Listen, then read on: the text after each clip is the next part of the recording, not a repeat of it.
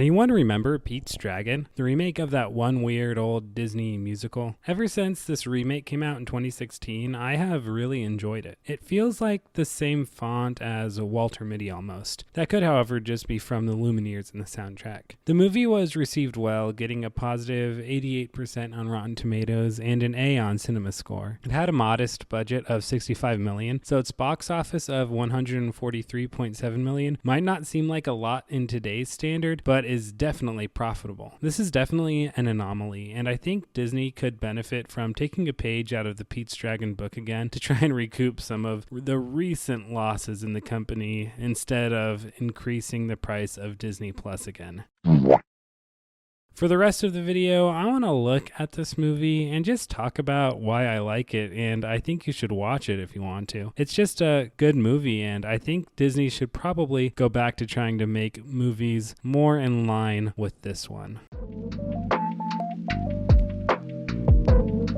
Pete's Dragon is a coming-of-age story about a boy and his dragon named Elliot. The original is set in Maine in the early 1900s and is a musical. I watched the original a lot as a kid and I liked it then, but honestly, since this one came out in 2016, I have never gone back to watch the original because I enjoy this one a lot better. They're both about boys named Pete and their dragons named Elliot, and that's about all these two movies have in common. So I'm just going to shift to just talking about the 2016 version, and if you want, maybe potentially I can make a video about the first one, so let me know that in the comments below if you want to hear more about the first one.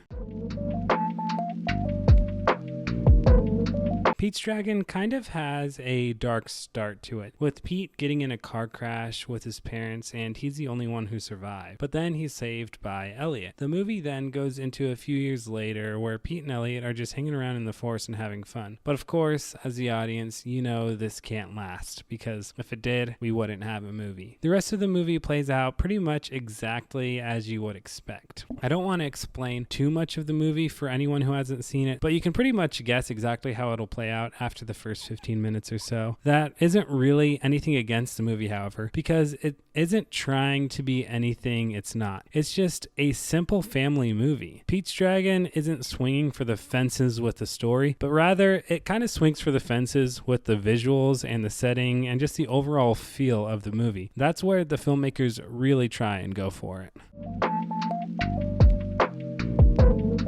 The movie has a pretty basic plot that I've seen plenty of times before, but this movie is just so cozy. The movie takes place in a fictional Pacific Northwest town called Millhaven. I lived in Idaho from 2016 until 2023. Even though it's not in the Pacific Northwest, it is still very northwest and has some of the same landscape. All of the shots of this movie really capture the landscape and cozy feel of fall in a forest town, which is a big reason I really enjoy watching it. The movie also takes place in the 80s, and a lot of childhood movies I grew up watching came out in the 80s, so nostalgia is definitely a factor in the coziness. It's not only the landscape and the set that makes it feel cozy, but the costumes that the actors are in are really great too. It seems like it's just pulled right out of Gilmore Girls' Fall. Let's address the elephant in the room, or should I say dragon in the room. Elliot is furry. I remember when this was coming out and a lot of people were making fun of the movie for that, but honestly it works for me. The movie takes place in the woods, so the fur makes a lot of sense, and it helps with the whole dog personality they gave to Elliot. The CGI is really good too. Elliot was created by Weta Digital. On their website they mentioned they took a lot of real life inspiration in the creation of Elliot, and that definitely comes through in the final product. His dog-like behavior and the cat-like maneuvers are a great testament to that. They even say that they specifically referenced a cuttlefish's camouflage when creating Elliot's invisible effect, which looks great in the final product. It's crazy to watch a movie from 8 years ago and the CGI is better than some stuff coming out of the same studio now. Anyways, I think they did a really good job at creating Elliot in this movie with the fur and all.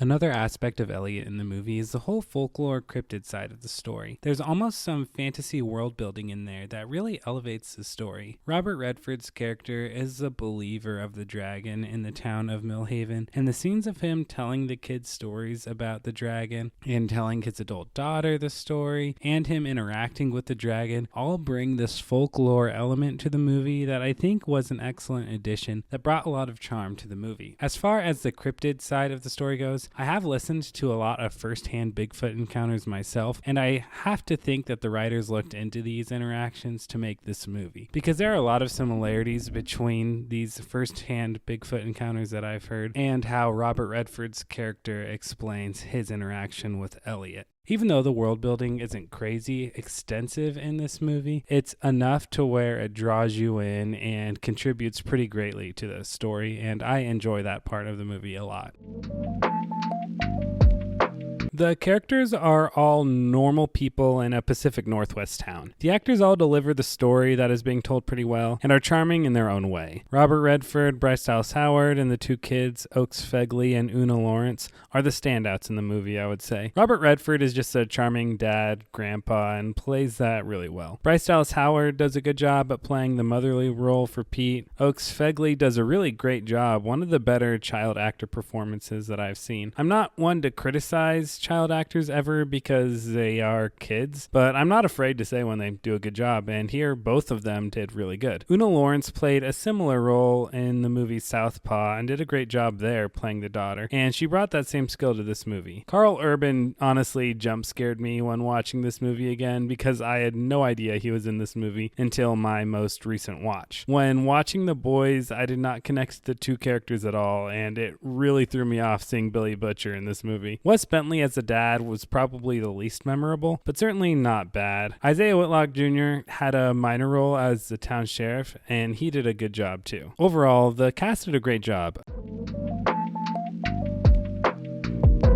If you haven't seen this movie and you're looking for a charming, cozy movie, I would highly recommend Pete's Dragon. And if you have seen it but haven't put it on for a while, I would definitely recommend a rewatch. I've watched this movie at least once a year since it came out, and it is always a really great watch, and I enjoy it every time. Pete's Dragon is a look at an almost parallel universe version of Disney, where they embraced slower storytelling, had excellent special effects, and had a modest budget, so the movie didn't need to be the biggest movie of the year in order to make a profit. To be clear, that's not me romanticizing Disney back in 2016. They were still throwing out lots of slop like they are today. Audiences now just seem to be less receptive of that slop. I do hope the best for Disney because at their peak, they can create great entertainment, and I hope Disney could tap back into the heart behind Pete's Dragon. Let me know your thoughts on this one in the comments, or let me know another movie that not a lot of people talk about, and maybe I'll use it for this series. I love reading and responding to all of the comments, so let's start a conversation there. I have a few more videos planned out for the next coming weeks, so if you want to see those, be sure to subscribe to see them. And if you are new here, you can check out my last video where I watched every MCU movie trailer. Alright, I'll see you guys next time.